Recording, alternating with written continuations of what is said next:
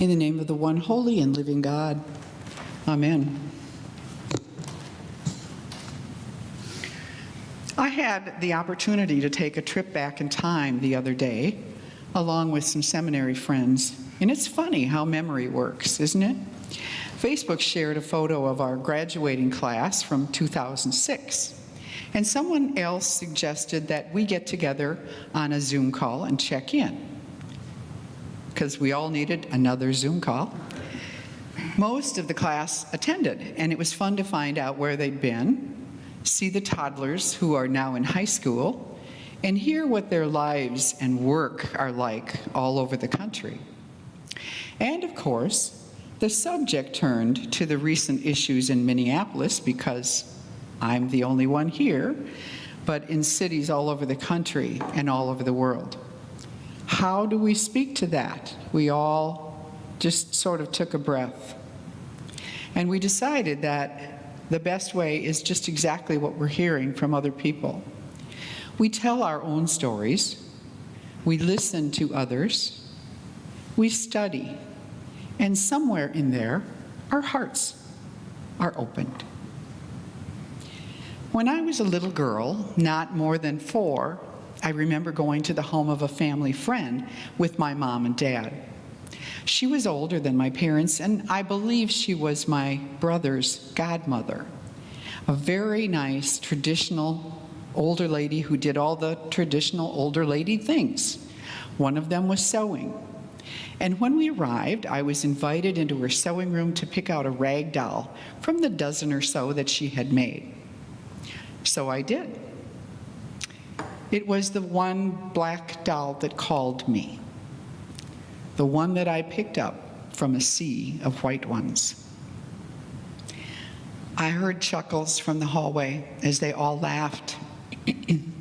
I am ashamed to say that I put it back and took a white one because they laughed at me, and that I still remember it all these years later.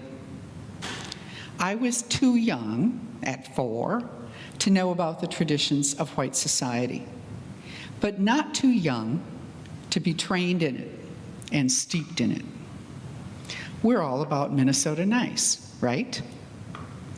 I don't know what happened to the doll that I ended up with, but I must say that from time to time I have thought of that incident and wondered what happened to the one I might have cherished.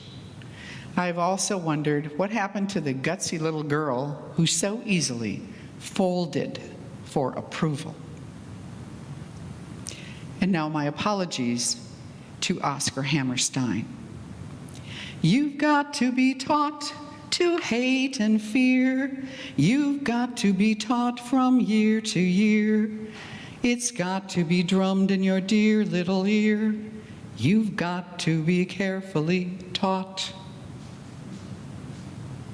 Forward to the late 60s, probably 1967. I was living with my parents and attending college, and my father was the police chief in our slice of suburbia. I was brought up on law and order, by today's standard, a euphemism for racism. It was a pretty idyllic time before 1968 hit the fan. In the summer, dance halls used to offer under 21 nights during the week when no alcohol was served, and often featured bands that drew large crowds. My friend and I hung out with a large group, and several of the guys in that group were in different bands. One night we got brave and went to a club in Minneapolis where our favorites were playing. We got there a bit late when everyone was already inside. We paid our entry fee and walked into the ballroom. Yes, it was the right band playing, and they smiled at us when we walked in. All eyes in the room then turned to us. The guys in the band were the only other white people there. For the first time, I felt what it must be like in the reverse. To feel like an outsider, to stick out, to feel anxiety that I would say or do something wrong. It's just easier, isn't it, not to get involved in that? Don't rock the boat. You've got to be taught to be afraid of people whose eyes are oddly made and people whose skin is a different shade. You've got to be carefully taught. It's no wonder we haven't progressed much in 50 years, or 100, or 150, or 400 since the first slaves were brought to the American colonies. In my final semester of seminary, I needed an additional ethics course and wanted something more experiential. Into my lap dropped a Southern Civil Rights tour sponsored by another seminary in Chicago where I was studying.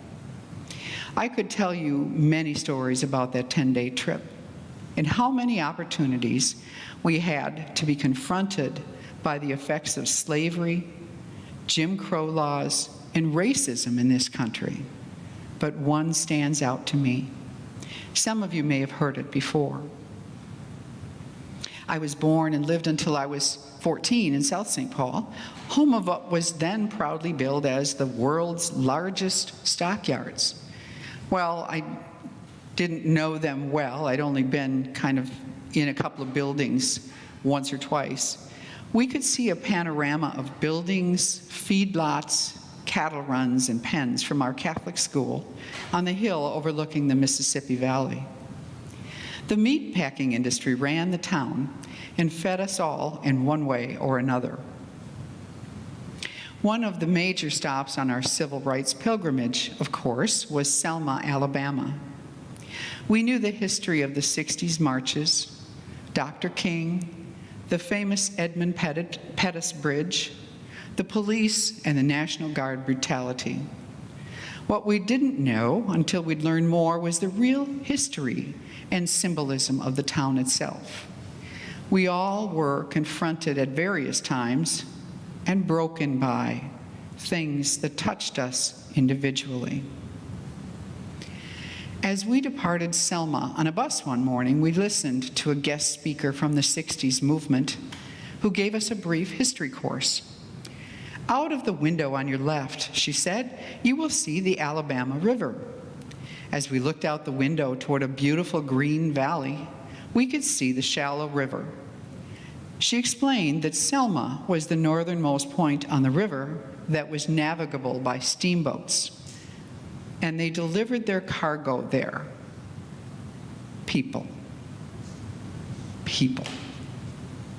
She went on to tell us that if we looked closely, we could see the reconstructed pens, the ones that looked just like the many cattle pens I took for granted in my youth. But these pens were constructed to hold people. People brought from their own lands in chains, some sick, to be bid on, bought, and sold like so many bulls, heifers, and veal calves. Nobody else got it, and there I was, speechless and weeping, unable to tell the story until later. You've got to be taught before it's too late, before you are 6 or 7 or 8, to hate all the people your relatives hate. You've got to be carefully taught. So today, here I am, an unlikely preacher on this subject, but it must be said. Enough. It is wrong.